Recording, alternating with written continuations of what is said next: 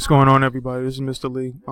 Yeah, I have the assessment here in front of me, and I just wanted to give you some directions on how to go through the assessment. So this is the landing page.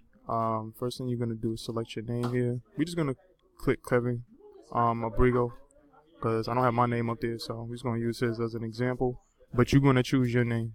Don't choose anybody else's name. So I just have some images of small objects that I took pictures of. What you're gonna do is measure. This is the metric system. So in this one, you're gonna be measuring to the nearest hundredth of a centimeter. Okay, nearest hundredth of a centimeter. So it's gonna be a little bit of estimation involved with your measurement, but it's nothing different than what we've done in previous classes. So you're gonna place your answers where it says your answer.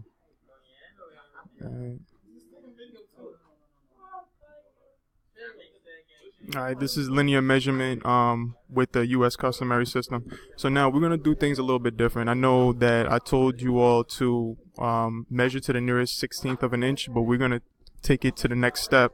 I would like you to put your answers in inches, but to the nearest hundredth of an inch. So you're going to be putting decimal answers.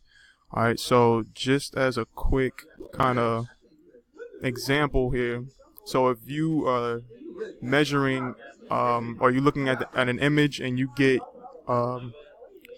your measurement to come out to be 3 and 4/16 for example. All right, you're gonna just find the decimal equivalent. The decimal equivalent to this would be 3.25 inches. All right, and this answer is what you're gonna put down here. All right, so once you work out the decimal answer to the nearest hundredth, that's what you're going to enter into the spots here. All right. So that's the U.S. customary system.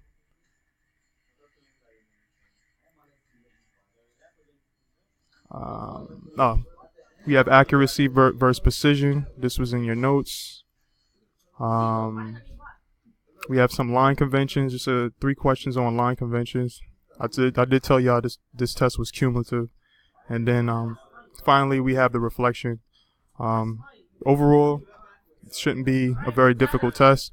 Oh, one more thing. When you're putting in your numbers for the measurements, just put in the numbers only. Don't put centimeters or inches. It's already indicated. So just put the numbers in. So for example, let me go back one. Why is nothing working? Why did this go back?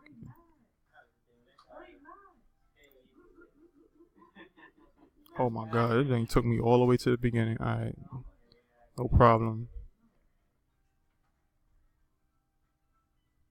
Alright, so we back here. So for example, you would just put in this number, 3.14, if that was the actual length of this object.